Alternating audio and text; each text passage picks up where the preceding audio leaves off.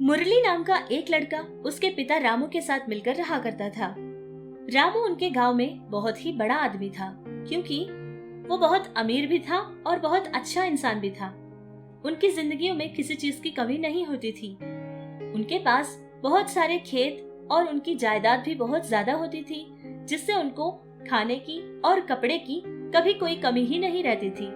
अगर कोई कमी थी तो वो यही थी कि जब मुरली 2 साल का बच्चा था तभी उसकी माँ का देहांत हो जाता है। जब से लेकर रामू ही अपने बेटे की परवरिश करता है और उसका पोषण भी करता है। रामू की एक माँ थी जिसके पास ही मुरली बड़ा होता है।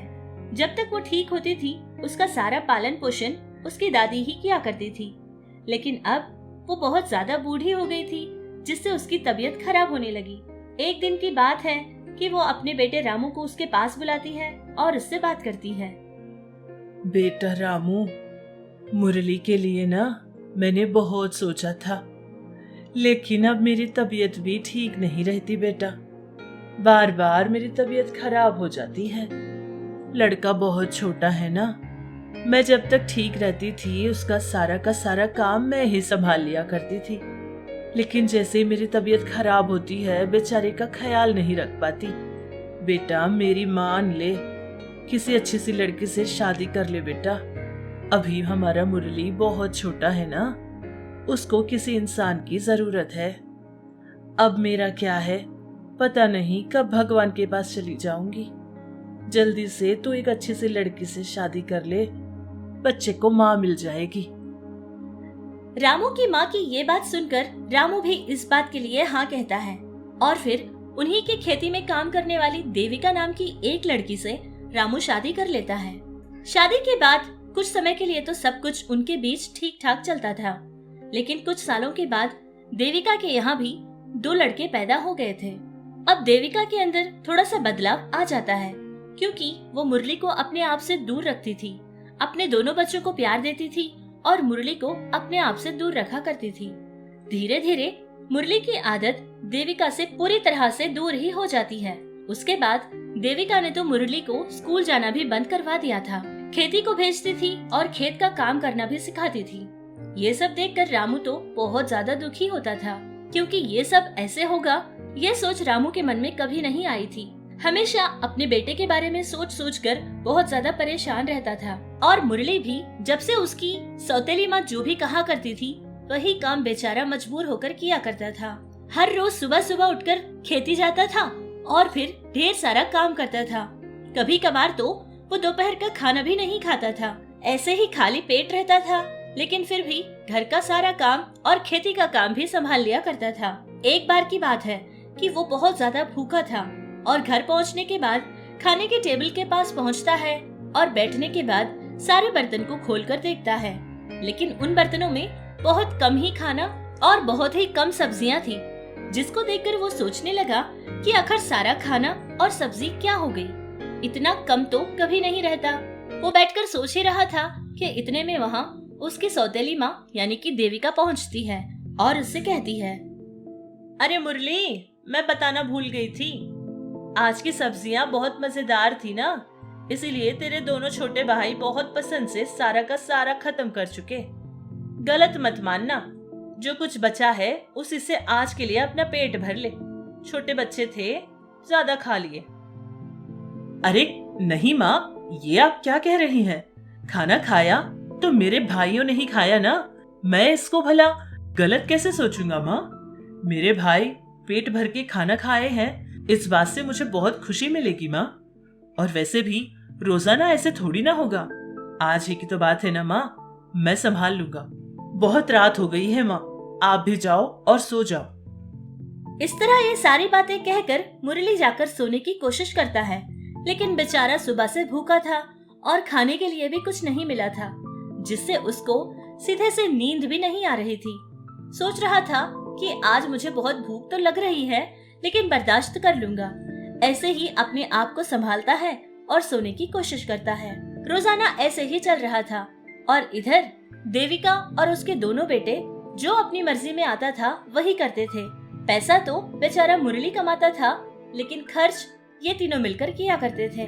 उसके दोनों छोटे भाई जिनका नाम प्रताप और रवि था, रवि और प्रताप दोनों मिलकर बहुत सारा पैसा खर्च करते थे, लेकिन उनकी माँ उनसे कोई बात नहीं कहती थी, ना ही उनको कभी डराती थी, जिससे उन लोगों का ये बेकार खर्च बहुत ज्यादा बढ़ जाता है।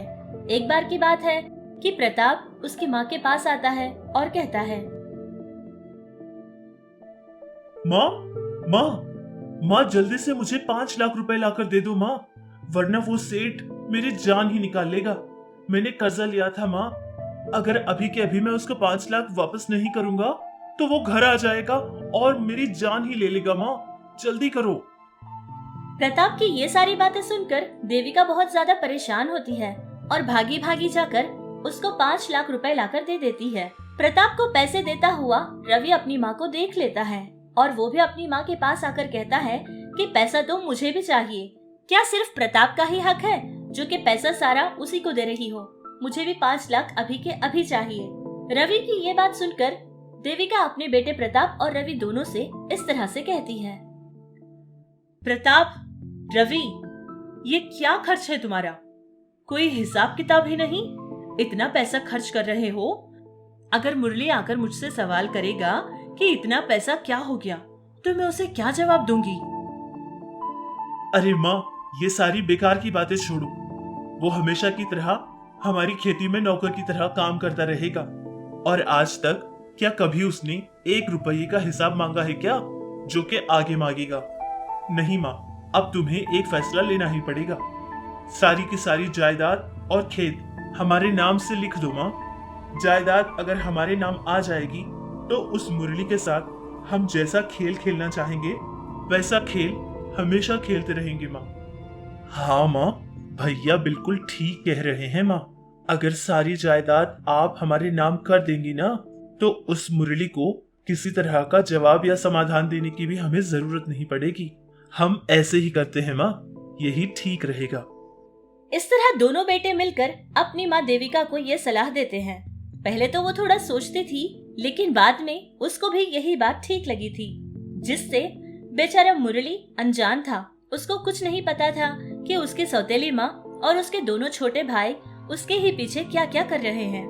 एक बार की बात है कि उसकी माँ और उसके दोनों भाई मिलकर जायदाद के कागजात पर उसके दस्तखत ले लेते हैं और बेचारे मुरली से ये बात तक नहीं कहते हैं कि आखिर वो कागजात किसके हैं और ये दस्तखत क्यों करवा रहे हैं।